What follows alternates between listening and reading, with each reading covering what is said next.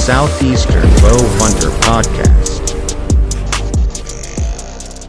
Hi guys, welcome to episode 143 of Southeastern Bow Hunter Podcast. This is going to be one of the last episodes of our first whitetail series. So, we've been covering stuff from public land to private, to how to just stay on deer, to how to stay on mature bucks. And in this one, we're going to have Dylan and Brett from Blue River Bowhunting to come on and tell us what the differences are between northern deer hunting and what they do in order to stay on their deer and get on mature bucks. And then obviously Dylan being down in Tennessee, we are going to talk about southern deer hunting and sort of see what the differences are. So it's going to be a really fun podcast. I know we're going to talk about some stuff we have planned with them in October and really anything else that pops up. So before we get into it, I'm going to run through these pretty quickly because I want to get started with them. And I also have God's had some stuff on my heart lately, so we're going to talk about that a little bit, just some stuff for those of you that want to hear it. But before we do all that, got to get the partners out of the way. So we got Working Class Bow Hunter, and before I do the rest of these, just know that in the description down below there are discount codes for a lot of the partners that we have.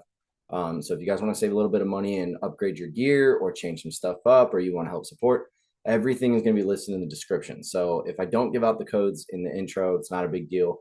You can actually copy and paste that code and then go put it into the promo code bar on all of their websites. So just want to let you guys know that. I'm not so sure if I make that clear every episode, but I just thought of it, so figured I'd tell you guys. But anyway, yeah, Working Class Bow Hunter, they just dropped at the time of recording this, they just dropped today their episode with Lee Ellis from Seek One, which is by far my favorite episode they've done. They cover everything from big deer to men's mental health, to just really funny stories that I love listening to their podcast for all the entertainment, and then getting one of the people that I look up to help me get into bow hunting in Atlanta and trying to get spots in the suburbs and find my faith and all that. It was a really nice blend. I've been telling Kurt for years, like probably 3 years now, he's got to get Lee on. So I'm very happy they were able to do that. Who knows? Maybe one day we can get Lee on here. But if you want to go support them, head over to workingclassbowhunter.com, get some merch. I'm wearing one of their shirts right now.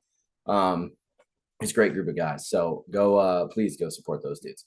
Next up is Osseo Gear. Going to be running the Rap X late season this year, and then the Raptor Camo in early season. Very excited about that. Head over to their website and check everything that they've got. Season is like 4 weeks away, so time's wasted, man. We're in crunch time, so you better be getting your stuff ready and getting it all together.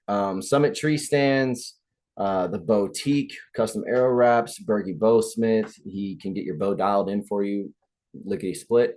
G5 Outdoors. I'm running the G5 Mega Meat and the T2 this year. Prime Archery. You can see it behind me if you're watching the video. I've got my Prime form dialed in, ready to go, shooting darts. Dialed Archery. Got my dialed proof completely sighted in. Everything is perfect. If I had to hunt tomorrow, I'd be ready to go. Ace Hardware Social Circle. That's my local bow shop that I really, really try my best to help support those guys. Moultrie cell cameras that I'm running, working flawlessly. One of my good buddies just switched and he is loving it. So the new Edge Pro 3, that is a new product that has come from them. And it's everything the Edge Pro 2 is, except better. So very, very excited to be getting some of those out in the field this year. Bow Hunting League, if you don't have your team set up, if you haven't signed up, it's not too late, but please, you've got to the end of this month, and after that it's over. So well, it's not over, but signups are over, and then it's crunch time. So please make sure you sign up. Go help support the Bow Hunting League. Boning Archery, the only veins that I choose to use. 1227 Productions, that's my buddy Brock's quote unquote new YouTube channel. He changed the name. He's trying to make his stuff more hunting and faith-based related, so it's like a nice blend of all of that. So very, very proud of him for doing that. Scrape Doctor, that's a scent company that I have decided to partner up with and use their stuff, which I personally love it. Victory Archery, I am running the HLRs. If you go on my TikTok, you can actually see this promo that I made that's showing off all of my, I guess you could say, hard goods. So I've got the form in there. I've got my Mega Meat, my arrows, my wraps, and my veins, all that stuff. You can see everything that I'm using. Plus, it just gets you hyped for deer season, so why not? But yeah, the HLR arrow is a great arrow. It's basically the Rip TKO, but a little bit better. It's got a tighter weave, tighter carbon weave, so the groupings are better. I've been stacking arrows. So I've gone from shooting groups to switching to one arrow because I don't want to ruin my arrows. not this close to season. And last but not least is Outdoor Call Radio. Go download that app, go listen to our episode. If you feel like, listening to it on a radio show and you just want stuff that's going to keep going on, not on repeat, but shows back to back, working classes on there, Victory Drive, Hunting Mason-Dixon, all of that stuff is on there. So Dan is doing some good stuff, man. And all these partners, I know normally I tell you guys about what's been going on and like kind of, promote their stuff and whatever. And I will continue to do that. But, sometimes people tell me that the intros are too long, and I get it. I mean, I kind of do, in a sense, repeat some of the same stuff, but that's just for the new listeners. So to all the new listeners, thank you. To everybody else that's been listening for however long you've been listening, thank you. The support means so much to me. And that leads me into the thing I really wanted to get to in this intro is just talking to you guys about my Lord and Savior Jesus Christ. If you don't know who he is, I'm not going to say I'm begging you, but I really, really want you to give him a chance, because I'm not going to go into too much detail, but things at home have been a little stressful. We've been going through some stuff and everything kind of feels off.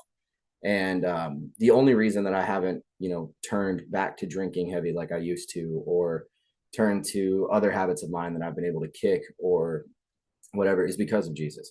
Knowing that he's there and just really being able to take a step back and being like, look, I know that God's got this. I know right now things are tough, but on the other side of this, things are going to be so much better. And one thing I want to point out to you guys is, for those of you that do know who Jesus is, or those of you that maybe are kind of interested, I hope I don't go a little dark on this, but we're in a constant battle. Okay. I'm every single day in a constant battle with things that are unseen, with old traits and old habits of mine that try to come back.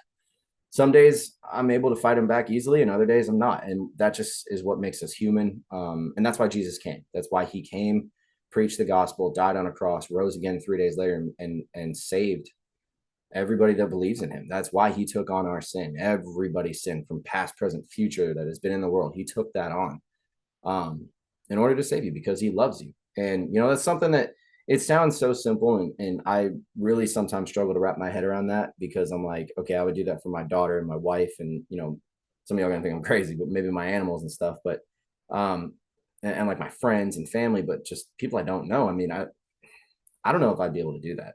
And the fact that Jesus, God in the flesh, came down here and was willing to sacrifice himself to take on all the sin. Okay. That's not just what those people were doing in that day.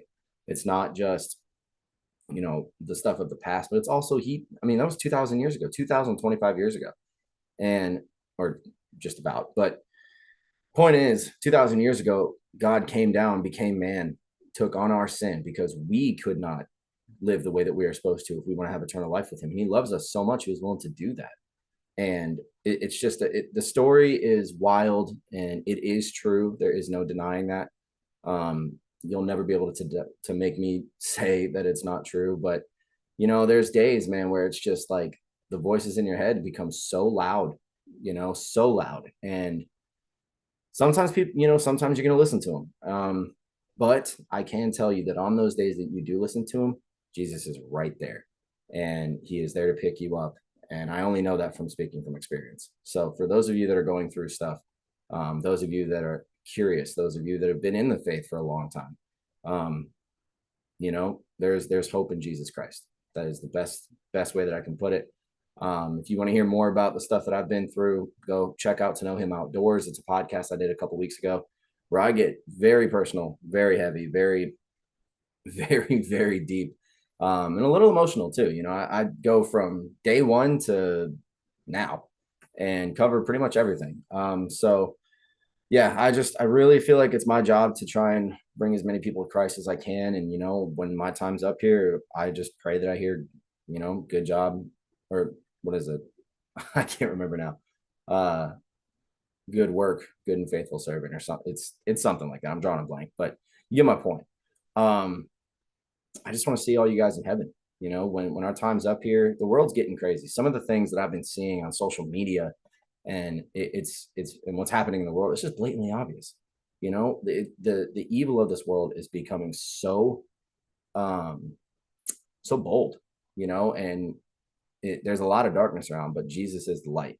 And if you focus on the light, your life's going to be a lot better. Trust me. So, yeah, that's my preacher moment. Sorry to get a little deep and heavy there, but this is a hunting podcast, but I also need to bring Christ into it. I gave this podcast over to God when I started it for the most part. And you see everything that he's been able to do for us. And the only reason I'm even sitting here in front of this camera right now, talking to you guys, recording what I'm saying is because of God. That is all because of him. It has nothing to do with me. So, thank you guys for listening.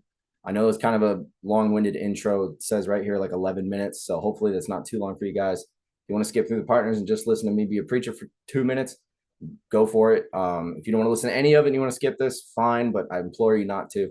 But look, Dylan and Brett are waiting on us. We are going to learn all about the differences between northern Indiana whitetail hunting and southern Tennessee whitetail hunting. We're gonna mesh it together. So let's get those boys on and get it started. 2 guests today. We've got the boys from Blue River Bowhunting back on together this time instead of separate, and we're gonna be doing. I don't want to call it a north versus south thing because that happened a couple of 100 years ago, and that did not turn out too well for anyone. So we're not gonna look at it that way, but we are gonna be discussing their northern tactics compared to the southern tactics. But before we do that, why don't you guys introduce yourselves, tell everybody who you are, and I guess whatever they need to know about y'all. Right on. I'm Brett Morse, co-host of the Blue River Bowhunting podcast with Dylan down there, 36-year-old blue collar worker from Indiana that loves chasing things with a camera. That's about as easy as it gets right there. Yeah, and I'm the other half of Blue River. So he had me on for one episode, then decided to bring me on, and we've been taking it on ever since. And I'm a little further south, right above Knoxville, Tennessee. So we're right in the middle of you, kind of. Yeah. You, man, it is interesting how close you are and how close both of y'all are to places that I go to quite frequently, which is nice because I get to see both sides. So I think this little, I keep wanting to call it a head to head. It's not, but this like mix of North and South is going to be fun. So before we do that though, you guys have something going on. I know I said I wasn't going to do it in this order, but it's on my mind. So I want to cover it. What are we all doing October 18th this year? There's something going on, isn't there? There's going to be a Hunt to Help in Tennessee, and it is being sponsored by a ton of people. They're hooking us up, and what we're going to do is we're going to have a big hunt camp. Everybody's going to disperse, hunt public, shoot whatever they can, then they're going to come back, and we're going to donate all the meat that is harvested on that day, and it's going to go to families in the area that are in need. And we're not doing the Hunters to Help or Helping Hunt, whatever, organizations. We're doing it all in-house. So I'm paying for it. There's other companies that sponsor me and my hunting stuff that are stepping up and going to pay for processing fees. So it's literally from the field to the table of these families. I'll be meeting these families. I'll be talking to them, and then I'll be just delivering straight to them. So it's going to be a lot of running around on me as far as getting them dropped off, picking them up, dropping them off with the families. But I think it's going to be a super, super cool way to have like an old school deer camp. Everybody gets to hang out, going for a good cause. And, whoever hunts, they don't have to donate the deer. They can still come hang out and do whatever. But it's kind of what we built this around.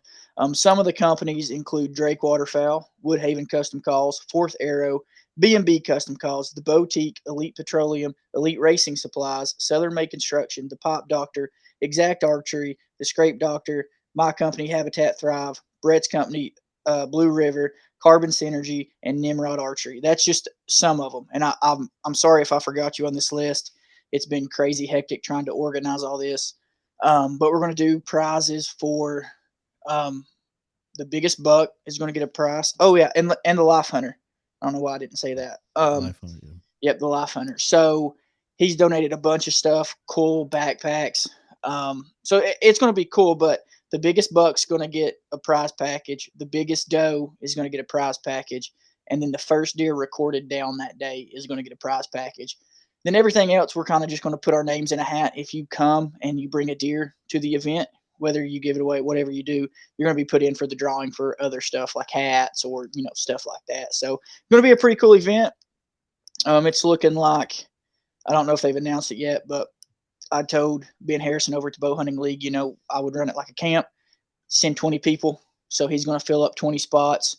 And then I have over, how it goes. There's over 30, 40 people that are kind of soft, assigned like, yeah, I'm coming, but I'm sure everybody won't show up due to like the arrangements once it hits. Yeah. But it should be a pretty good turnout. Dude, I'm hyped, man.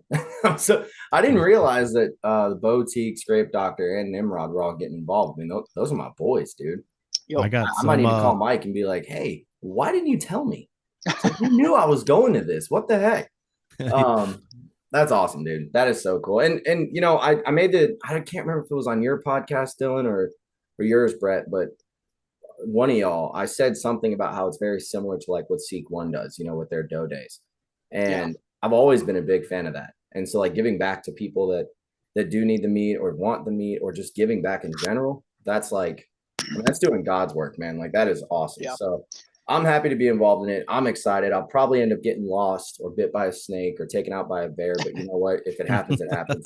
It's cool, man. I was actually talking to Lee the other day and told him that kind of inspired me with that direction. Obviously we were going to do something big, but seeing him do that, I was letting him know that like, hey, this is kind of, you know, pushed me to kind of have a good hunt camp like that because it looks fun. So, and as big of a hit as our turkey roundup is, I mean, it's a no-brainer to try to come together and help.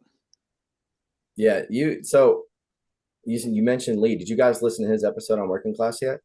I haven't listened. Oh, dude, I'm on my second round. It's so good.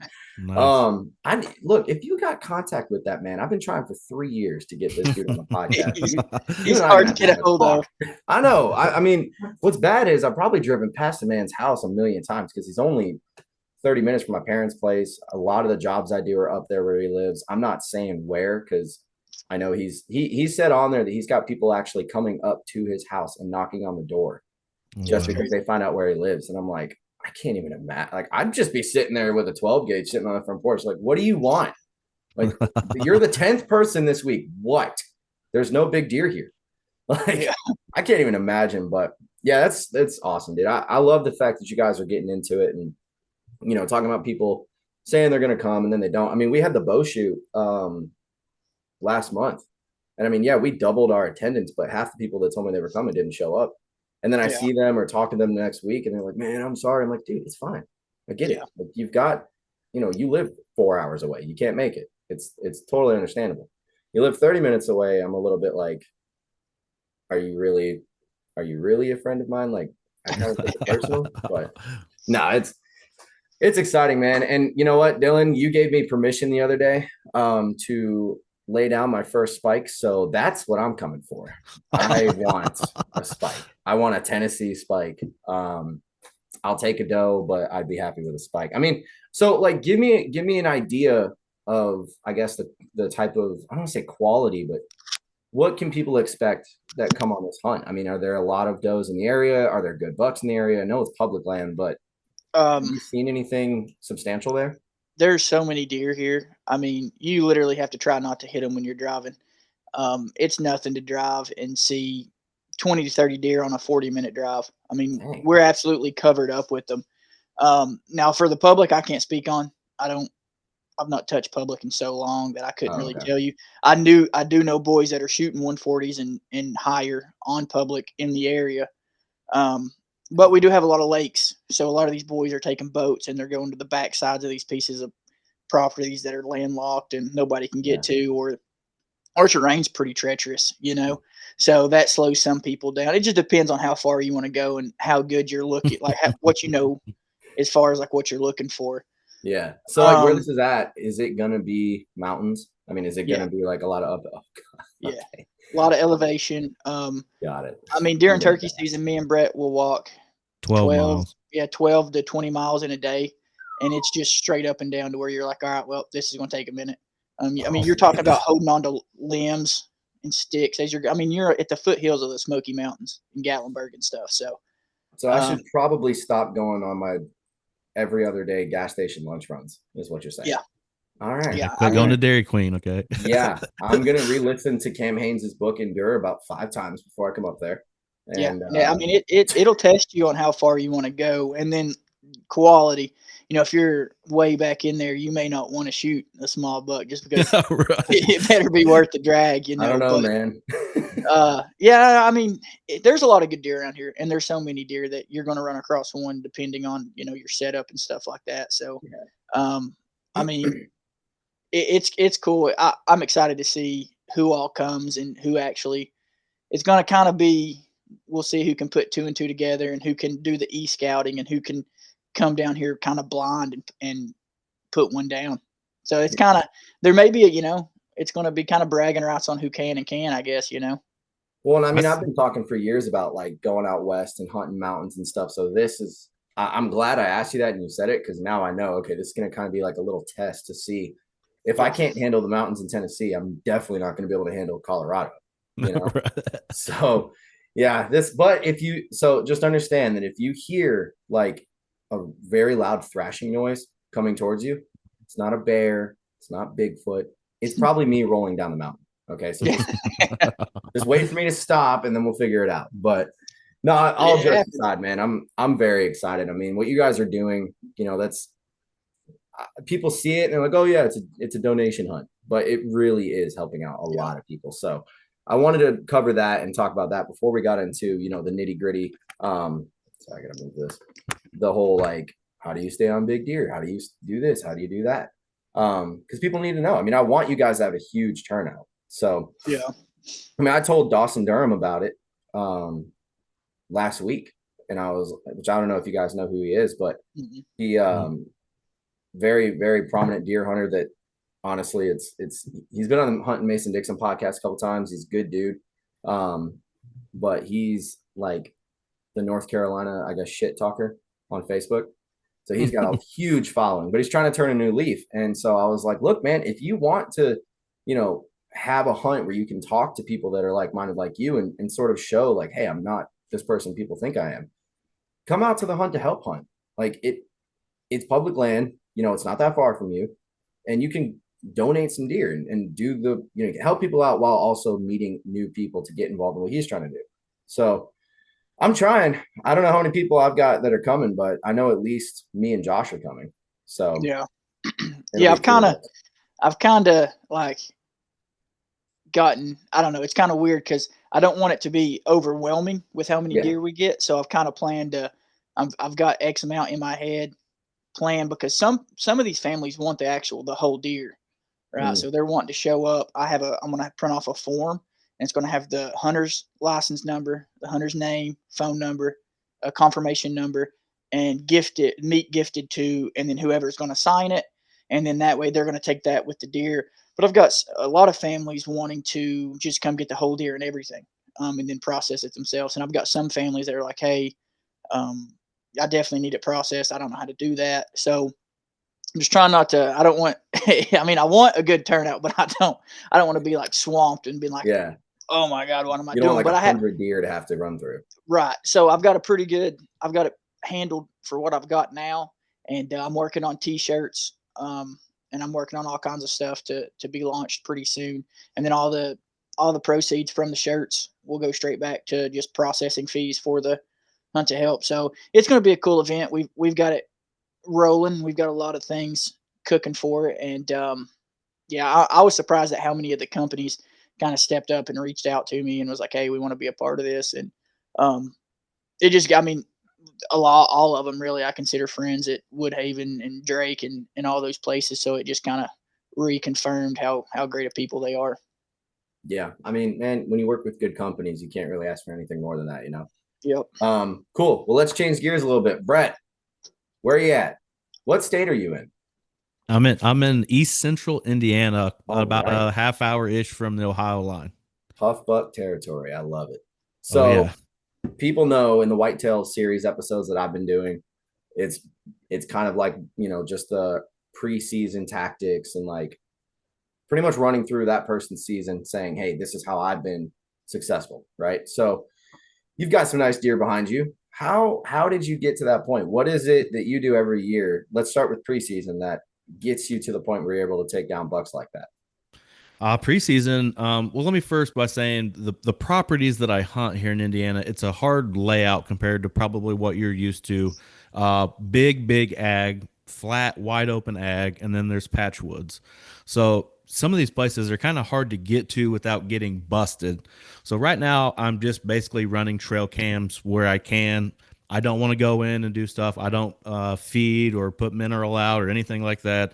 I'm basically just getting an inventory of what I have on these properties in the summer months. And it doesn't even really get good or even worth hunting sometimes early October. It doesn't really even get good until the week of Halloween or right around that time frame. But from that time frame until the beginning of December, it's lights out. You better be on your game. If you can't get it done, just keep grinding and figuring it out. But smaller pieces, a 40-acre piece, is a lot easier to figure out when you've been hunting it for 20 years compared to a place that I've only hunted for 2 years. That's why I try to run as many trail cameras as I can.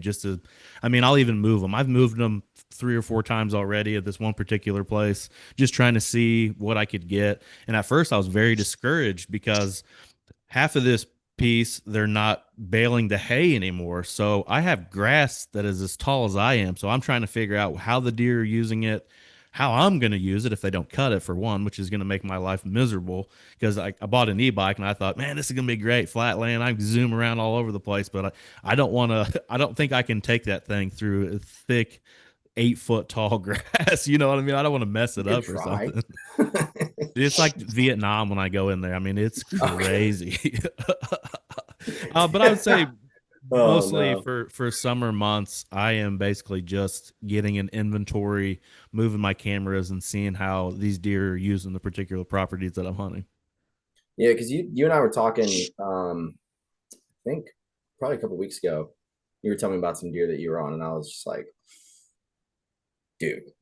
I mean, I'm excited for you for what you told me. I'm not going to say it on here, but it's just interesting that, because, in South Georgia, we have ag, right? And I feel like it's kind of the same. And I had, what's his name? Adam Dempsey on a few weeks back.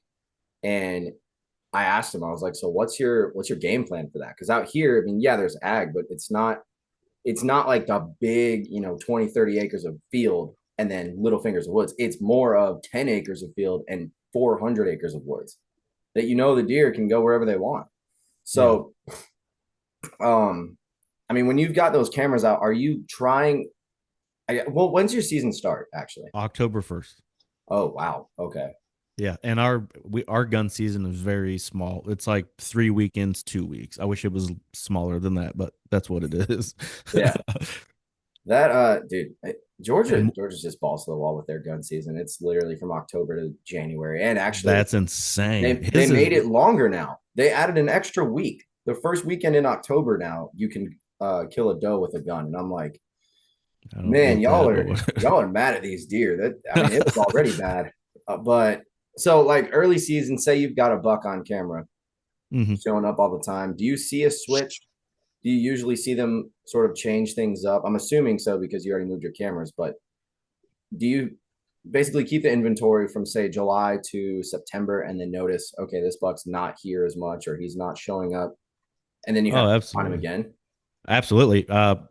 Basically my switch is even before my season starts. I would say my switch is somewhere mid to late September is that big switch for us. I may have, and I know this one particular property that I hunt with my buddy Ryan, he has these giants all summer long. And I mean, there's some really nice deer.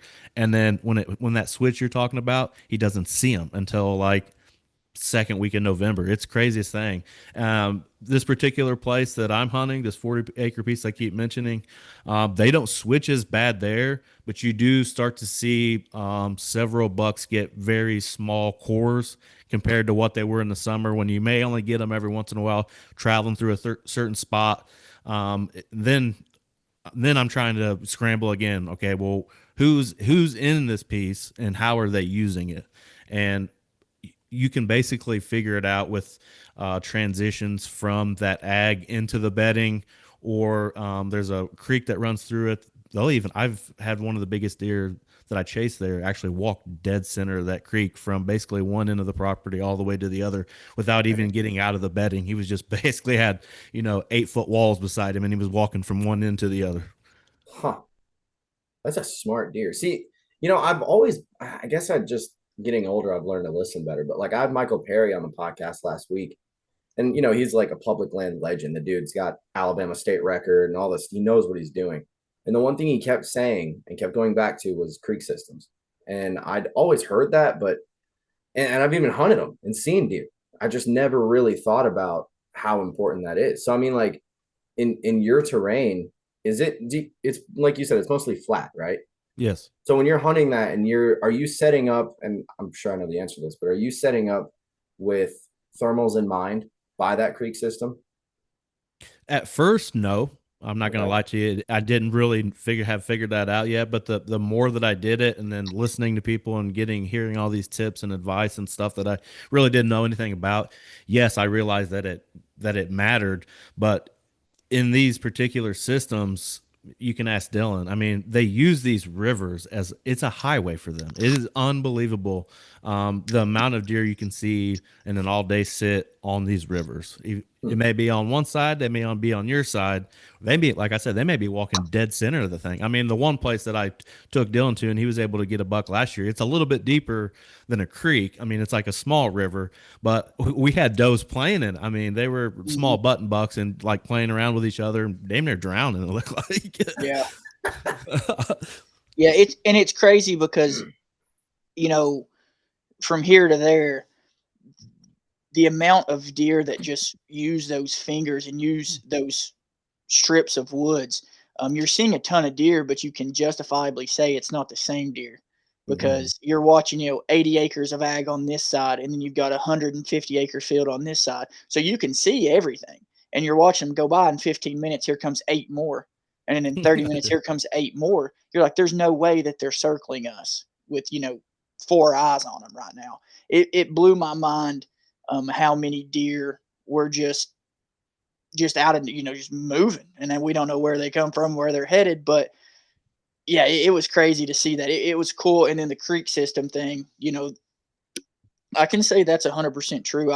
I've built Brett it's food plot on this side, big creek running through this, and then on this side, which is only like 30 yards from this tree over this acre plot, is 2 more small plots surrounded by bedding. And we've had to play with the camera to figure it out, but that's exactly what they're doing. They're using that because it's a wet weather creek.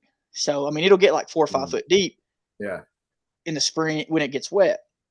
Right now, you can go down there and the hoof prints going up that creek. It's absolutely insane because it's clear, it's safe, they can get away. That's something I picked up from Brett just on one hunt because I went to Indiana and I hunted one day. That's all it took. Wow. That's all it took. So, okay. So the amount of deer you guys are seeing and the fact that you killed a buck in one day, I think, Brett, it sounds like I might have to make a trip up there. It's not that easy. I still had to do my homework and But put him on there. He had me on one that was an absolute toad at daybreak, and you could see it was still, that twilight where it's blue and then the ground's black, but you could see the sky through his through the G's. And he was just, I mean, massive. He was probably 150, 160 at least. And he was about 40 yards from us, and he stopped and he went the way we couldn't get him. And so he got saved. He got saved by the bell. So yeah, you're making what I said earlier just even more solidified, dude. But it's crazy. I mean, yeah, the amount of deer. Even we were going to the chili cook-off, and man, it's just the body size. I think my buck weighed like 200 pounds field dressed. My big buck down here weighed like 155, 160 field dressed. So you're talking about a whole different beast. It's wild. It's fun. It was very interesting to go from the south to where I'm hunting big chunks of woods and I'm seeing the same deer cycle and cycle. The amount of new deer that he gets all the time is crazy. Like if you're not getting deer on camera, that don't mean anything up there. He's like, dude, don't worry, you'll see deer. Yeah. Don't worry, you'll see deer. And that's exactly what happened. It was just, you can't rely on those trail cams because those bucks are just moving, and I bet that's just what we seen. I promise you, we probably missed some bucks because, I'm so keen on listening to the leaves or knowing so much about the properties to know where to look that there's no telling how many deer, cross the backs and out fronts that we were watching, maybe another deer. But it was cool, man. It was definitely awesome. God, y'all are making me want to go to Indiana so bad. I've got a hunt planned. So I got permission on 100 acres in Wisconsin for next year Nice. on a piece that has not been hunted in 15 years. And I'm not saying anything's going to happen, but I did look up the county record and it was 227 net. So We're your friends, right? You I what? love Wisconsin. I said, we're your hey, friends, right? it ain't that far of a drive, man. Look, we can set something up, but plus Dylan's on the way. I can pick him up. But yeah, it's just one of those things where it's like northern deer are so much different than down here.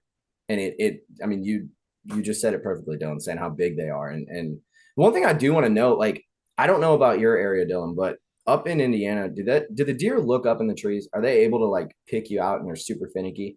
I Or mean, depending on your situation, it's all situational. I mean, daylighting, just like the place that me and Dylan were sitting, it was a river bottom.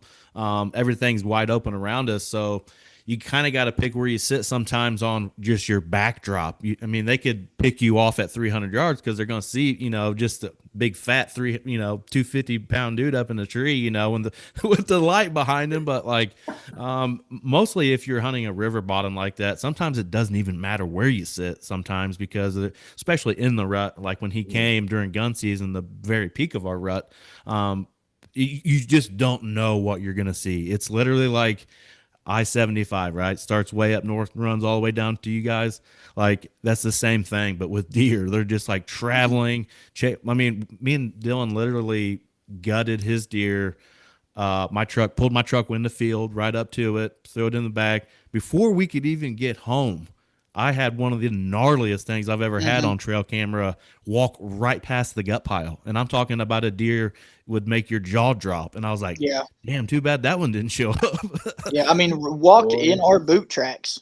Yeah. I would have I'll send you the video and I would have be like, whipped wow. that truck around so fast, like we're going back. Wasn't nothing we could do about it either. So Yeah. is that buck still alive? I have never had another picture of that deer. That is sometimes how it works here. You may get a picture and you're like, I'm hunting this deer. You may never even see it again. You may not even never get another picture of it again. Like sometimes that's just the way it plays out here because as wide open as it is, these bucks pushing. You may have a buck. Say you have him all year. Say you have him from all summer leading into the rut or whatever. He may still push a doe 8 miles from where I'm sitting. Let's see here. That buck right there, I shot him, and before I could even make it back to my truck, the game warden was there. It's wide open here. You can hear gunshots. I shot that deer with a gun. He goes, I got pictures of that deer. I'm like, no kid, let me see it. I'm like, where at? He's like 6 miles down the road. I'm like, are you kidding? And he was showing me pictures. I was like, oh my God, I had never seen that deer prior to that hunt. And I was like, I mean, sometimes is there one you're like, I want that one? Yes. Why would you shoot a 130 if there's a 190 running around, right? But like sometimes that 190 may pop. You never didn't even know it was there, and it just pops up on you. I mean, Now, I it will is say absolutely wild. the buck that I shot, you had pretty I had pictures, and consistent. he was in there like every other day ish. Yeah, he was kind of consistent. I think, and this is just me, I think those creeks are so money up there because there is so much ag that as long as they're running that creek system, they don't have to worry about food Or cover most of the time. or cover. Yeah. And then so they're going from patchwood to patchwood. So, they're not necessarily having to turn around to go back because there is so much ag. And I think that kind of plays why the creeks are so important up there. Oh, That for sounds sure. really similar to like the Atlanta situation we have because we've got little creek systems that run through the city and all that, and I know deer use that as like a highway. And I mean, even I hate to keep going back to Lee and them, but they've said, or he's said before, he's had deer that showed up 8-10 miles down the road that disappeared from one spot. He went got permission at another spot, and that deer's right there. And the only way he could get there is running that creek system that's right next to the highway. So it makes sense. It's kind of this. I feel like it's the same idea, except you can hunt, the fields and stuff. And I mean, you can't really hunt a highway unless you want to kill them with your truck. But I mean, that's right. But like I was saying, those particular bucks sometimes will get such a tight core that I know that they're in there, and that's when you really have to play it smart. Like, man, I just can't push it today with a north wind or whatever the situation might be. And I started using when I started figuring out the whole thermal thing. There's like a bend in this creek. and they have a trail that comes right down into that bend and up into a very thick doe bedding on the other side. But like, and then there's another transition from the ag into that bedding, and it was just like 3 points came into this one. And I hunted there for, I don't know, a week or two last year and had some very great encounters. I actually have a trail cam picture of me walking up from that bend in the creek to get in my saddle. I already had the sticks and everything hung because I'd already been hunting there all week. It was during like my little rutcation, and you can see the buck running through the doe bedding, and I'm sitting there standing there with my bow on the ground like, well, I'm fucked, you know. Dude, that's awesome. Yeah, I mean, that just goes back to speak to what, Joe Miles and other guys have said, funnels. I mean, funnels are key when it comes, especially during the rut, which I want to, so backing up a little bit up there, I'm assuming earlier in the season, the deer are still focused on feed, right? Or not feed, Yeah, but like not the feed. feed you would think, unless I still think I'm predicting this year that they're going to get the crops out earlier than I've probably ever seen it, and it's been that way for a long time because we've had so much rain. Mhm. Usually, no, I wouldn't say that they're really focused on the feed because when the beans turn, they're done with beans unless they're somehow standing in December. They switch over to acorns. They pound the acorns. I mean, in early to mid October, they are absolutely hammering it. And then you will get an occasional cut cornfield. And then when they finally cut everything, then it's just kind of no holds bar. But they don't really hit that stuff super, super heavy until December when they're packing the weight back on after they've already been bred, which is crazy because I've actually seen a few deer still breeding here like the second week of December. Wow. Yeah, I have video of So it. you answered my question for me. That's what I was leaning into was, is it food plots or is it acorns that they focus on? So I'm I mean, glad you food said that. plots really aren't a big thing here. I say big thing, particular properties I hunt because there's so much ag. I mean, you're really, you're throwing a raisin into a bowl of Cheerios. You know what I mean? Like, there's just so much other So much. food. Yeah, just Yeah. so much to pick from. Yeah, they may hit it if like the whole brassica with the turnips and all that stuff. And when everything starts freezing up, I've seen them actually paw that stuff out of the ground where I've just done like some throw and grow and it actually took, but nothing crazy like what Dylan plants down there in Tennessee and kind of molds his property around the food plots and creates bedding and able to manipulate the deer really. Yeah, Dylan is a freaking master at this stuff. He'll send me videos and texts and be like, "Yeah, man, food plot day to day and doing this," and I'm like, "Do you have a job? Like, this is all you That ever is his do." job. I'm like, It's "How many pretty food much plots can you do, man?" it's pretty much turned into my job at this point. Oh, I know, dude. You're there more than I'm at my own job. Yeah. I mean, it's crazy. Yeah. All right. Well, before we transition to southern hunting, is there anything else that I've missed that the northern, because it is a lot different, and you basically It's hard to compare it. It's hard to compare apples to oranges, right? Yeah. And I even admitted this on a podcast that I was on last night. From when I started hunting, 13 years old, I'm 36 now. There was a time period where if you'd have been like, dude, come down and hunt Tennessee, come down hunt Georgia, I'd be like, I'm not going down there. Them deer are small, you know what I mean, compared to what I got. But you really guys have your own thing that goes on there. Like, it's weird because Indiana is kind of two different of those worlds. Like it's almost like a divide directly in the middle of the state. From the middle up is what I hunt. The middle down is a lot like what you guys got. Big woods, big hardwoods, a lot of ravines and ridges and going into the Ohio Valley. Like it gets pretty wild. But if you stick me in that situation of the big hardwoods, I struggle a little bit because I'm used to hunting that ag and those pinch points and fence rows and all that kind of stuff. So I've definitely leaned on Dylan a lot on that and just paying attention to other people and the tips and tricks that they, give to people and provide. I've able to put a few things together, like how to hunt thermal hubs and stuff like that. I can put some of that together, but I struggle a little bit at first. Yeah, I mean, it's granted, I've only ever hunted Georgia, right? And Tennessee is going to be my first out of state hunt, which if it's the mountains, it's going to be a lot different, but I kind of assume the deer will most likely act the same or at least similar. I mean, they're deer, but dude, when I was little going up there, watching deer when I was a kid, it just the terrain itself is so different that when I think about it now, I'm like, I wouldn't even know what to do. I mean, I obviously would listen to stuff and talk to people, but getting boots on the ground and being out there, I'd look around like, okay, well, there's a 50-acre field here and some woods over there. They're probably either bedded up in this or bedded in that. I'm just going to hunt the edge of it. And that's where I would start. Here it's like, going to public, the main thing I've seen is ridge tops with creek bottoms, obviously feed trees. If there is a food plot, that'll work. But we have so much open hardwoods that it's like you kind of just have to scout your way through it. And once you find something, then you just set up and see what you see. Mm-hmm. So I don't know. I'm very, very interested in like the Midwestern, northern area of the Midwest to sort of see like how different it's going to be. Obviously, I do plan on coming up to Indiana, Illinois, Ohio at some point.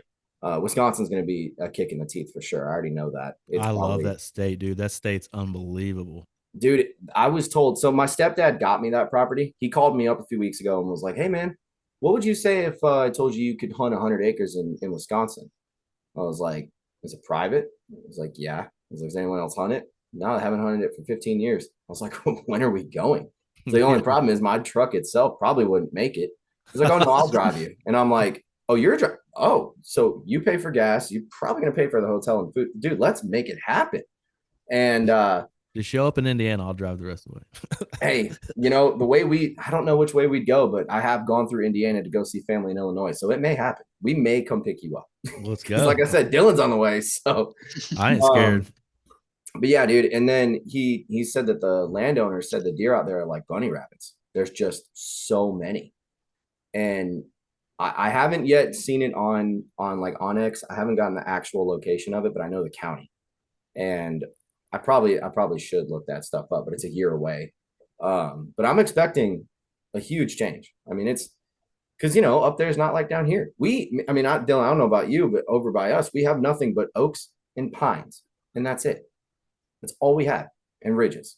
So like it's, I don't know, comparing the two, like you said, apples and oranges, but whatever you guys have up there is clearly working. Cause some of the deer you've told me about and Dustin's buck and all of that, like I see why it's different. My buddy killed a 217 5 minutes down the road from my house. You guys got any houses for sale up there? Dude, oh my God, that's amazing. I'm almost speechless. All right. So there's nothing else that we need to cover on the northern side of stuff? I think we pretty much nailed it. I didn't get crazy on details by any means, but you can get the point. Got it. All right. So Dylan, mountain man, food plot wizard, food plot Jesus, I like to call you. Food plot Jesus. I'm putting that on a shirt. Dude, so it's crazy because I have some properties that I manage so extremely heavy. And then I'll take Brett to some that is just massive chunks of mature hardwoods that you can see as far, 150 yards when the foliage is off. And then I'll take him to some that if I get more than 10 foot in front of him, he can't see me anymore because it's so thick. So I have all of these different properties that literally some have 15 to 20 food plots on them. Bedding is what I really focus on as far as manipulating my deer on how they move. But then I have some farms that I rotate that are just like nasty grown up thickets, and I'll go in and mow the centers and prep them up like for not this year, but the next year. And I'll just keep it mowed and I'll keep it, fertilized with clover, keep the clover, maintain it, and then rotate in and kind of see what we've got and do inventory. But down here, predominantly what I'm hunting is big chunks of mature timber. I'll hunt the tops of ridges where 5 or 6 ridges come up, meets a big flat, and it tapers off. I'll get up there and just, pick my poison. Brett's explored this farm that I live on, and he'll tell you it's elevation changes like crazy. Like we'll both be out of breath trying to get to the top of one of it. But the way I've set it up is I've set it up to hold deer, not just grow deer, because you can't grow deer if you can't hold them. They got to cross streets. They got to do all this. So I think I've got more designated bedding that just people are like, dude, there's nothing that's going to go in there. Like it's too nasty. It's too thick. Like you can't put your arm in it and wiggle your fingers and see it. It's that thick. I'll just let that do its thing. And the amount of deer that I have just pouring out.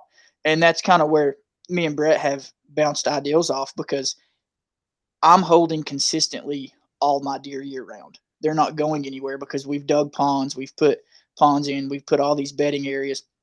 And between the two massive bedding areas, I have 1, 2, 3, 4, 5, 6, 7, 8 food plots surrounding them. So when they cross from bedding down where the thermals pull, they come down, hit probably about 6 acres of mature hardwoods, step out into a 3-stage food plot. We got the summer plot, we got the fall plot, and then the winter plot, so that they have food all year round, so that they're consistently coming through there because they're never having to, look elsewhere for food. And then they're getting up on the top of this one big ridge that is just, you couldn't walk through it. It's so nasty and thick. And they're staying up on that top because they have 4 ways to run downhill if a predator gets after them. And it's nasty thick. They're on the top so they can hear anything coming. And that's been the number one. But I noticed a couple years ago, me and Brett was talking about this. I have a bearded hen on the farm, and she nests about 60 yards from the house. So last year I said, I'm going to try something new. So all the walnut trees and stuff, I started mowing 10 to 15 yards out and letting it get real thick around the bases. You're talking 40, 50, 60 yards from the front door. The amount of deer that I have bedding in those walnut trees, you can drive by it and you can look in there where the grass is high. They're getting in there and they're bedding super close to the house because the coyotes and stuff aren't putting any pressure on them. And I don't pressure the doe. So those doe know that if they're within this farm, they're completely safe. And I sent Brett a video the other day. Me and the girls are riding around checking food plots, and every food plot had a deer in it, and the does don't run because I've never put pressure on them here. And I think that pays high reward when it comes to the rut time, and these does aren't feeling pressure. They're not having to leave the farm. They're just running around through these nasty thick bedding areas. And because if you're on top of a hill and that buck starts dogging that doe, she can stay in the thick and disappear, or she can stretch her legs out in those big food plots and get away from him. So consistently I'm seeing a lot of deer, the same deer, and it's only me hunting on my property, so there's zero pressure to push them elsewhere. That's why rotating them so important, I think.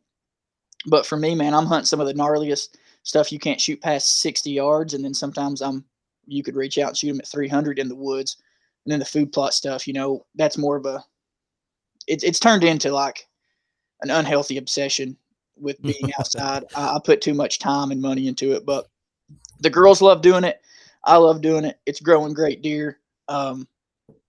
So I ain't going to stop anytime soon. I'll be doing food plots blown up until I can't plan anymore. Well, I hate to say this. All right. But me and Brett were talking, and I guess now's a good time to tell you this is an intervention. Yeah, that's what I need. No, I honestly, man, I look at you as kind of like the Tennessee version of Mark Drury when it comes down to your food plots. Because I watch a lot of the stuff that he does, and then you and I talk about it, and I'm like, God dang, he's doing the same stuff. He got 8 plots on one piece. I mean, I can't even imagine the amount of time. And it makes sense too, because I've never done a food plot. You and I did an episode on food plots. I elected not to do one this year, mainly because time, but also because equipment, and there are a couple other things behind the scenes. But just looking at that and knowing like what I'd have to go through, and then you do it every single day. I mean, you're like a crack addict with food plots in a good way. I mean that in a good way. Yeah. But it's just like, it's crazy. So yeah, I mean but it pays off. And everything you just described. I was gonna ask you, I mean, for that doe hunt, or for the hunt to help thing, if I throw you, I don't know, like $5, if I could just swing by the house, pick out one of those does and then be like, yeah, I got this doe. It ain't me you'd have to deal with. I think it's his daughter. My oldest. Yeah, she's done. I'm not allowed to shoot. Yeah, we don't. If I do shoot a doe, like I have to make sure she's at the grandparents' house or something like that, because she will come apart. Really? Okay, I wouldn't do that then. Yeah, well, I'm not allowed to shoot doe, period. Yeah. She don't. She's like, you can only shoot big daddy bucks, is what she calls them. So I'm like, whatever. But dude, I tell you, the food plot thing, it started out as like, I wanted a well-maintained, beautiful food plot. And I wanted all the edges trimmed, and I wanted it like pristine, like whatever. And then as I learned and watched and talked to people like Spookspan, Jason Say, all these guys, I was like, no, I need screens. I need transitions. I need to, like where Brett's going to be going in at.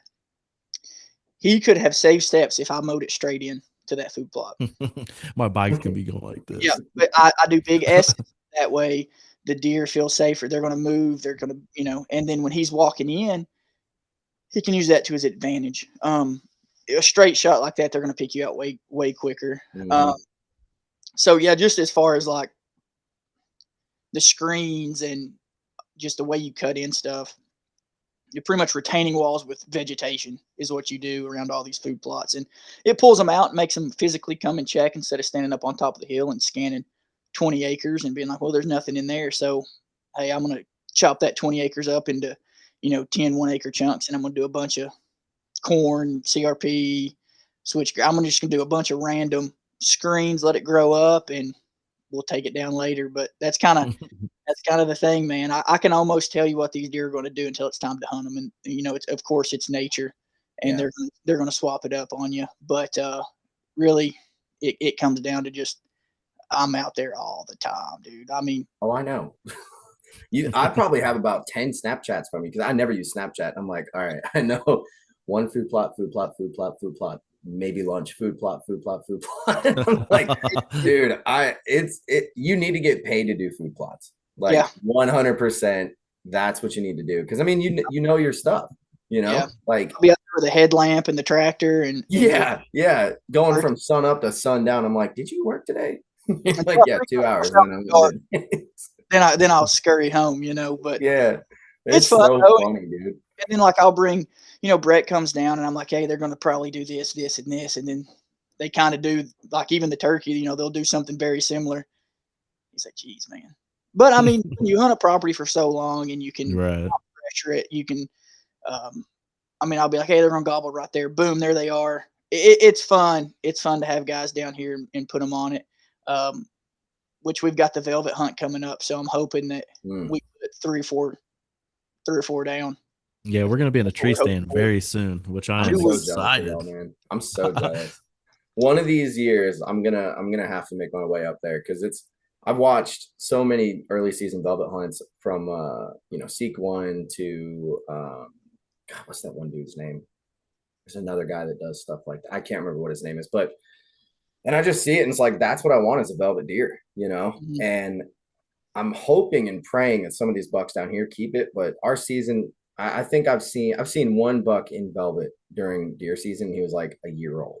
It's this tiny little chicken foot thing, and I'm not going to shoot that.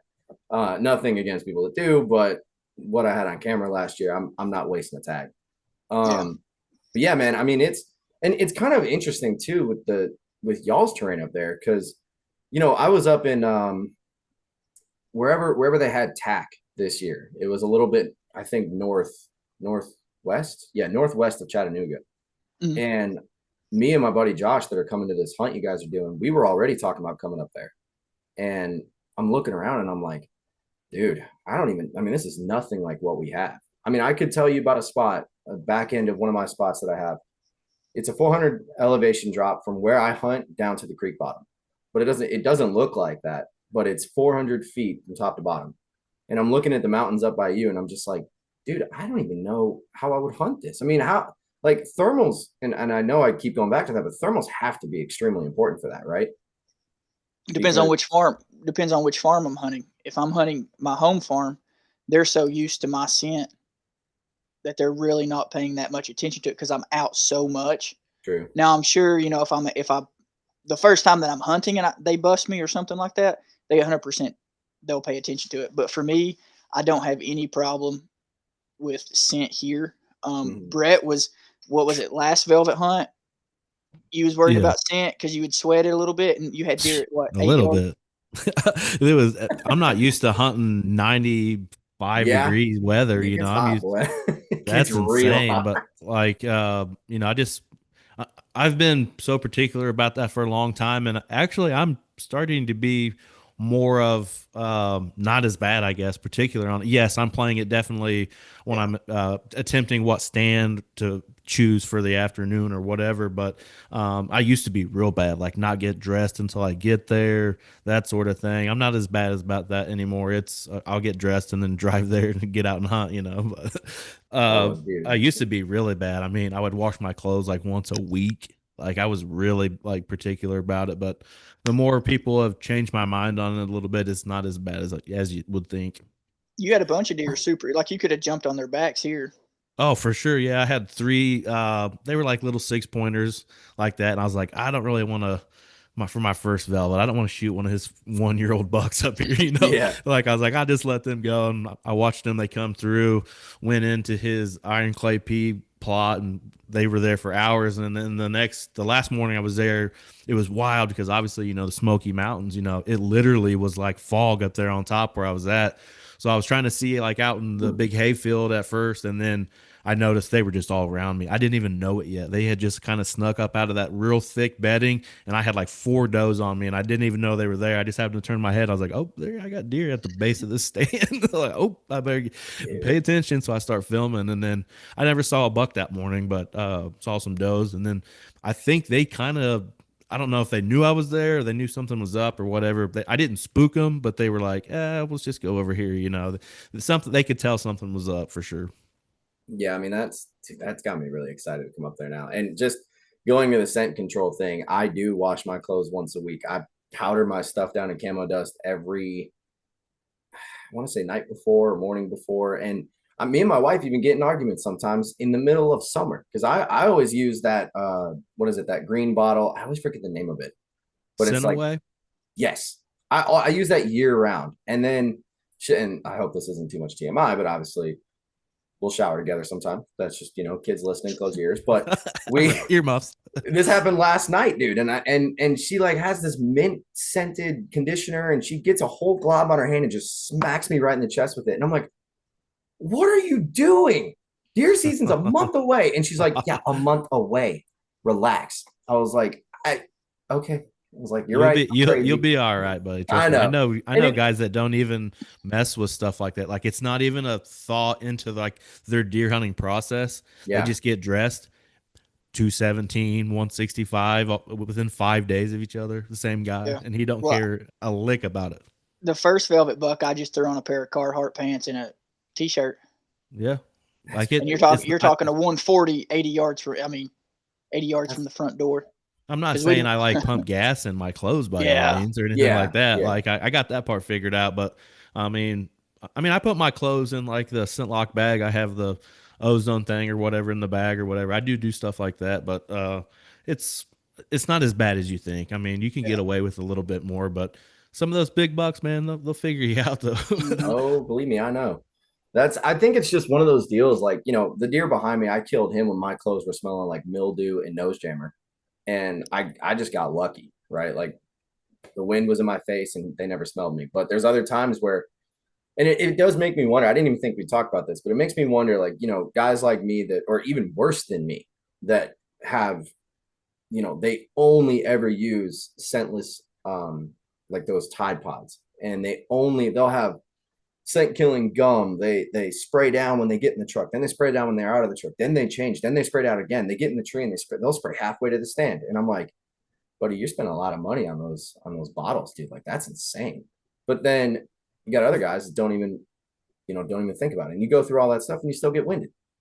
Yeah. You know what I'm saying? So I feel like the wind is, and I've said this before, but I feel like I'm starting to realize how important wind direction is, especially like down by us. I mean, I don't know about you, Dylan, but if I look at the forecast and it says a west wind, I better be ready for like a north-south, anything but a west wind, because it's never accurate. I mean, is that what it's like over by you guys, especially with the mountains around? I don't pay attention to the wind. He just goes hunting, man. I just go hunting. Yeah, it's so hard because you got those deer trained, man. Yeah, in a way. Even the properties that I don't put a ton of food plot work in, I don't pay attention to the wind. When I shot the biggest buck I've shot, he was coming downwind from me and had no clue I was there. But I'm also climbing 25, 30 feet. Oh, well, yeah. So it's probably going over that. And I'll hang off a big ridge. I'll get, 15, 20 yards off the top, and then I'll climb 30 feet. So you've got, I'm 30 feet up on the front side, but I'm 45 on the back side. And they use these pinches. So like I have learned that you don't want to be exactly where the deer are. You want to be 30 yards from where the deer are. So I have learned on, hey, let's be let's be back here because they're coming there. And on that big buck I shot last year, man, I moved my stand 3 times as far as like my setup before I sealed the deal. And but golly, that morning was insane. I bet I seen 15. I let a 130 walk before, like right at daylight. I sent Brett a picture or a video of him cruising the top because, yeah, it was insane, dude. But I don't play the wind too much, but it's different because I don't have to worry about anybody else boogering the deer up because nobody else hunts any of my spots. So I'm super, like, I won't even take a 4-wheeler in to the majority of my plot. So like I'm particular, but I'm not like OCD about it, if that makes sense. I kind of wing it because I have so many spots and my chunks are so big. If the wind's blowing north, I can set up different way on the same deer because I've created all this stuff to where I can kind of tell you what they're going to be doing. Yeah, and maybe that's why I am so neurotic about it, because like I don't have a private spot with permission that's over 10 acres, and everybody around hunts. You know, like the pressure down here is ridiculous. I mean, I don't even like having to bait, but I have to. I just went a whole week without any food. I saw three bucks yesterday, one little spike this morning, and I put food out this afternoon, and I just got a notification that photos came in, and that's 10 minutes of photos getting dumped. And it's like, if it's not there, you know, and you're so close too, like it's a 20-yard shot. So I think that's why I wanted to sort of kind of bounce all of this off the 3 of us, because it's like, it's 3 different ways. And I don't want to say it's for range, but it's 3 different ways that we all hunt. You know, I mean, I hit public. It might be more similar to what you guys do, but it's just interesting. And especially coming up there, you know, I'd like to know, like, all right, so let me ask you this: October 18th, what should I key in on? Should I look for feed trees? Should I look for more sign? Or what would you look for? So me personally, I would be hitting the lakes. I would be finding a spot that obviously you're not going to have a boat or anything. So I'd look for a spot that you could park and walk as far away as you can. A lot of these deer are going to be using the lake banks to navigate because that's relatively flat. They can move. The lake's still kind of high at this point. So it may be 15, 20 foot below summer pool. So 15 foot, you know, banks. If you get on those banks and you find where everything kind of funnels down together, that's where they're going to be coming down and going back up. But what I would key in on is getting as far away from the road on a top of a ridge that maybe comes out and splits, and you have like 3 fingers. So maybe it goes on out the ridge or it drops a transition off. I've got a couple that we have been watching, and I've kind of been trying to figure it out because we'll probably go in by boat, circle around, and then go up in that way. But that's what I'd be looking for, is those tight, and it's going to be a son of a gun. It's going to suck to get in there. But you know, hopefully the walk-ins all uphill, so the walkouts downhill. Easier to do. But I know for me, that's why I'd be looking at the ridge tops. There's a lot of logging roads here, so if you could key in on some old logging roads, you know, set between that logging road and maybe the top of the ridge, that way you can see both. It's hard to tell as far as like the foliage because it's still kind of early. Like we'll be in muzzleloader and still have leaves on the tree sometimes, but I know Brett's done a little bit. So Brett's come down and hunted probably, golly, 10 farms with me, just deer and turkey bouncing around. And he'll tell you, man, that it can go from like rolling hills to straight mountains to just big fields. And he done a little bit of public land chasing one weekend while I think it was Easter, correct? Yeah. You come so yeah. I had to go to church for Easter, and he come down. So he's like, I'm gonna go hunt while, you know, you're tied up, and then we'll go this afternoon. So I think he keyed in on some stuff, and he run into some deer on that I found hunt. great deer sign on some public land. I really wasn't too far from like where I parked. I would say half a mile, 3/4 of a mile or so, something like that. I ran in some really good deer sign. And then I obviously did run into a couple of older stands, maybe lock-ons people had left or whatever. And then I've seen a couple ladder stands too, in certain places. Like I said, I hiked for miles and miles. I'm not talking about a small piece. I'm talking about a pretty big piece, but I found a couple ridge tops that came together, that came down to basically a drop off edge to the lake. And it was, I mean, it was completely not just with deer, but with turkey too. They had absolutely destroyed the top of this ridge top, scratching the leaves for bugs. I mean, they had a highway all the way down to this ridge top. I was basically just following it, turkey hunting, but saw a ton of deer signs, saw old rubs and stuff like that. This is gonna be so different, dude. Oh, for sure. It's a I don't lot know. different for me. I'm ready, but I don't know if I'm ready. You'll be all right. You'll figure it out. Oh yeah, yeah. It's just that's why I want to do it, because it's different.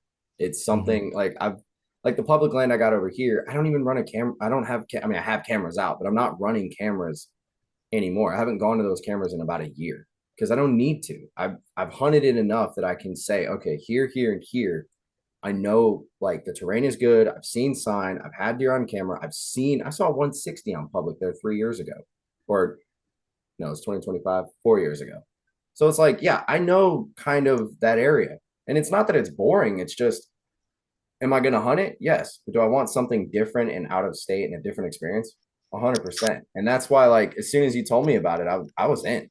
It's just, like I said, y'all might hear some thrashing and crashing. And if you just see a Osseo gear camo ball running down the hill, it's even like this. I was thinking about it too, because I was like, man, this particular place that I want to go back to and the spot that I want to hunt. It may be a thing where I like wait till like gray light, like right before it really gets popping, so I could see a little bit going through there, because I've only been through there one time, so it's not really familiar with me.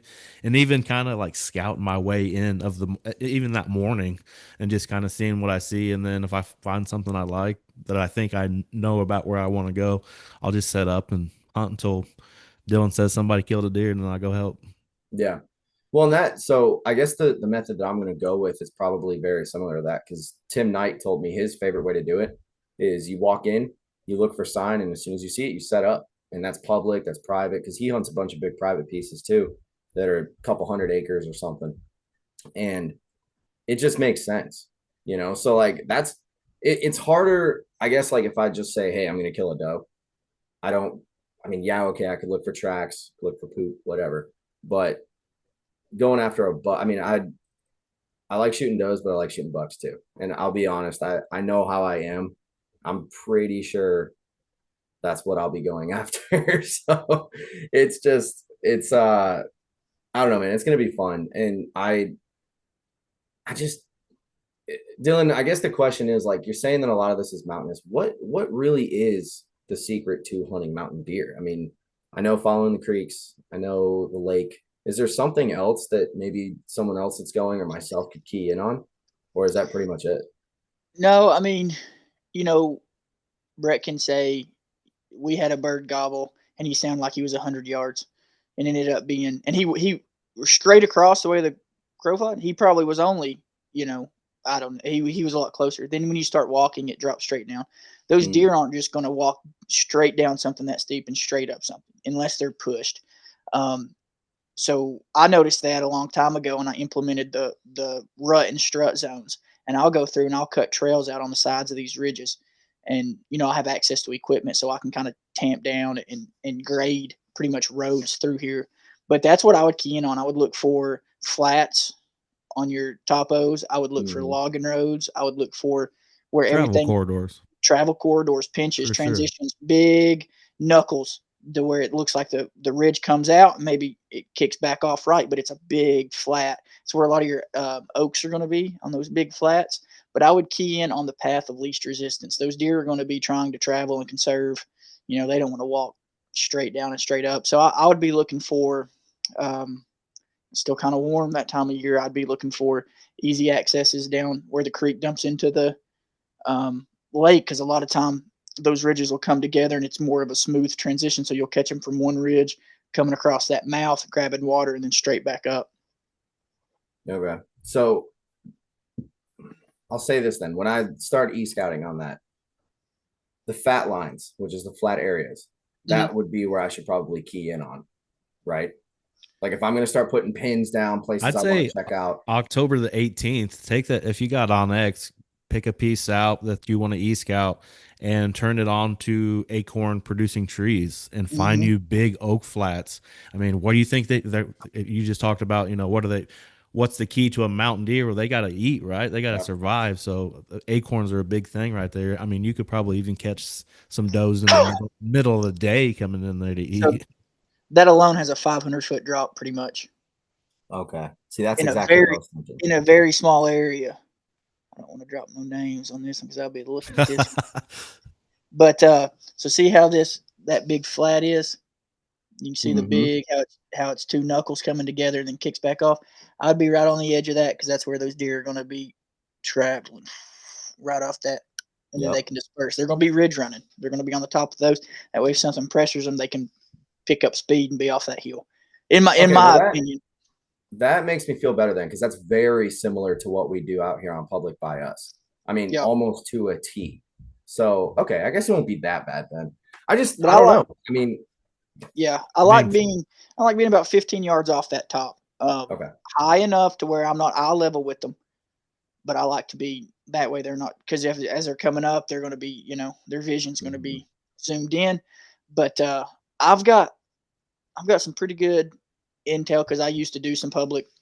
It's been a while. I'm a little rusty on it, but we're gonna tune it up. But myself, I am not in the contest at all. I'm not doing because so it's not in nobody's donating stuff. Everybody's giving me something so that I can Yeah. give it to somebody because of the way that all works.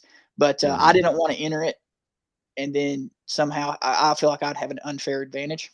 So I want this to be about everybody traveling. I want this to kind of help the guys out that are spending the money to come in and try to give back. So I want to make sure all the prizes go out to people that have put others before themselves. Is kind of my thought. But utilize the group chat we have and saying, hey guys, I'm going to check this spot out. That way they know that you're on that spot. Maybe they can work together. However, but I do. I mean, there's tens of thousands of public land acres around me, so it's going to be more or less everybody coordinating to where everybody don't show up to the one spot that's the closest to the house, or right. everybody hitting the one spot that's the furthest from the house. I want everybody Yeah. to have a fair shake and a good time, and I hope that we all have a great time. The past couple hunt camps we've had, I mean, one night, three of the or two of the three has been great, just hangouts and everybody's like, all right, dude, we got to go to bed or we're not going to hunt tomorrow.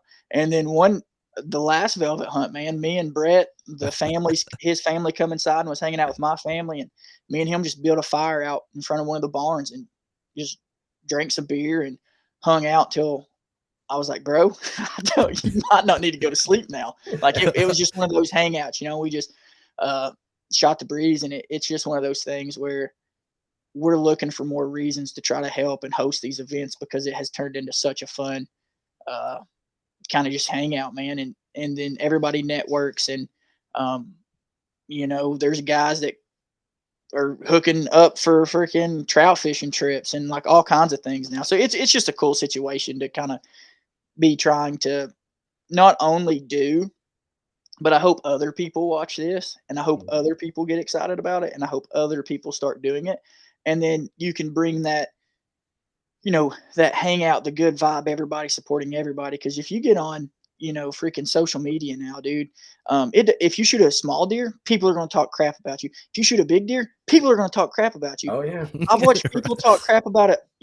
Somebody shooting a basket rack 6, and they're like, "We should have let him go." But those same people that are saying, "Hey, you should have let that deer grow," they go and get on my buddy Spook's page, and they say, "Oh, must da da da da da cage." It's like, well, what do you want? Do you want him to let it walk? Because that's what happens if you let him walk. So it's just one of Yeah. those things where They want to I would hate. like that. I That's would what just they want to because do. dude, I would love to just get that. Or if you're gonna have that energy, show up with that energy because we'll fix Yeah. that energy pretty quick. You know what I mean? Oh Like yeah. we can handle that, but it's just we want everybody to be happy and proud, and just I want to be able to check in with my buddies in Indiana or whatever, and them not hesitate to send me a picture of a deer they shot, or be ashamed in any form or fashion because dude, growing up, I'd get tickled pink if I seen a doe, buddy. She was in Mhm. trouble, and it's transitioned. Like I used to, golly, I would almost envision antlers just so I could shoot one because I wanted it so bad. And you grow and you kind of understand and stuff like that. But any new hunter should be extremely pumped up for whatever they get, and that's what we want to bring back. So there'll absolutely be no negativity at this event. No. We'll nip that. We'll nip that pretty quick. But yeah, we just want to build it back, a big network of just a great. That way, if everybody goes to the NWTF, it's like an extra huge hangout because we're all buddies, and it's just one of those things we're really trying to work on, just positivity and shining a good light on the hunting side of things.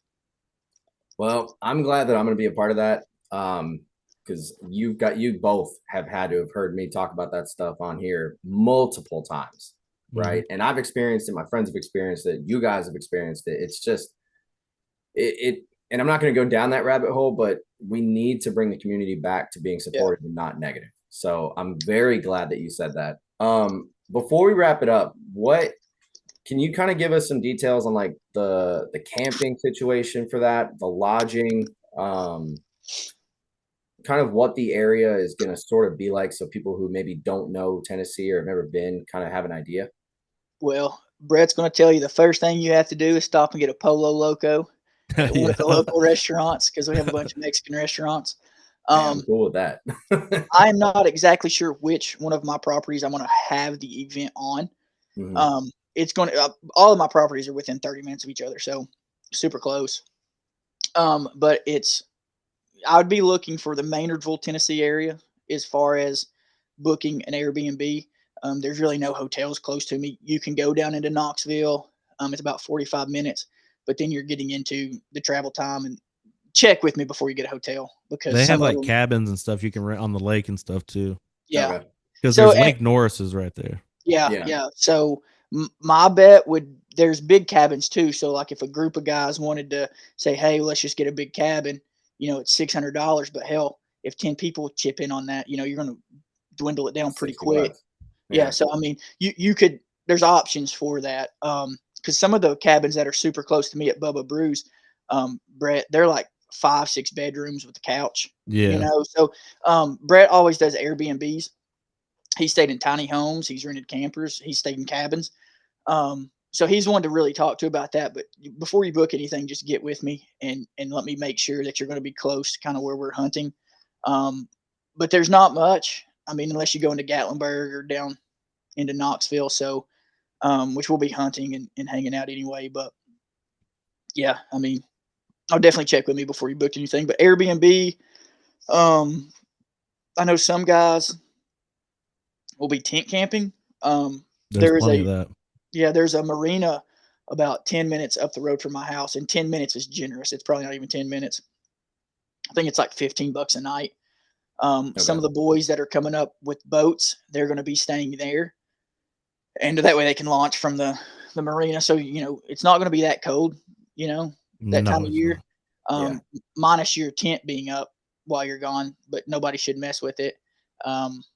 Yeah, I mean, I would check. That wouldn't be opposed. I think my mother-in-law has a camper. I could probably see if she would set it up. She would probably rent that sucker out for the weekend. Because it's just like a little, an older camper, but it's nice. So it's just one of those things where I'd be around Maynardville, Tazewell area, in Tennessee, and then I would try to get in to kind of go lay eyes on things. Maybe not explore it, but at least see where you need to park. Because some of this TVA, like, it's literally off of a highway. Brett will tell you, he's like, where do you park there? And I'm like, you just find a spot. It was Adam that come out and he's having a flea market at his truck. Yeah, they had like a setup. They do like a flea market on that side of the TVA land, like every Saturday morning or something. He said he come out from turkey hunting and we're selling all kinds of artsy crafts and stuff. Oh, wow. Yeah. I mean, I told Josh when we were talking about it, I was like, dude, if we can't find any place, I'll sleep in the truck. I don't really care. Like my plan's to come up that afternoon, that Friday, scout a little bit, maybe hunt that Friday evening, and then try to find a place for the morning, hunt that Saturday evening, and then probably either hunt Sunday morning or head home Saturday evening after we're done. Or Sunday. We haven't really discussed it yet, but either way, I'm going to be there. So like I said, if I got to sleep in the truck, I'll sleep in the truck. I don't care. I could see Saturday night lasting a while with everybody that's going to be in, kind of having a good time. And so yeah, I mean, with what license costs, buddy, I'd go ahead and plan to be hunting on that Sunday and filling some tags. Yeah. Me personally, because the license is, what is it, Brett?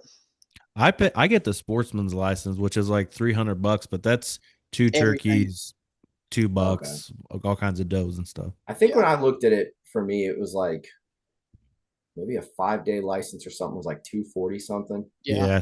That's so what it's another not guy's bad. getting. I mean, it's really not that bad. So, But our license runs from date to date. So, like, if you were to buy it the day before the hunt, it's good up and like you could come up and hunt archery before it expired the next year. It's not. okay. It's not actual the It's season. not for seasons, yeah. Date to date. So that's So it's kind of like nice. us then. Yeah. We kind of have the same thing. Yeah. Okay. Cool. Well, boys, I appreciate y'all hopping on here and us going head to head and having the North versus South battle. And I'm glad nobody said the South will rise again. That was I was worried about that. But You guys know that the North's better, so I'm not going to argue. I'm not. I shouldn't even say what I'm going to say. I'm from the North and I live in the South, so I can't really. I'm unbiased. But yes, that's all I'll say is yes. But cool. Well, give us a shameless plug real quick. I can hear my wife and daughter running upstairs like a herd of elephants, and the pug was screaming a few minutes ago. So, but give me a shameless plug for those who don't know who you guys are and where they can find you, and if somebody wants to get involved in this hunt, how they can do that. All right. Yeah. So, Dylan Albright, all platforms. I think Instagram's like D Albright7.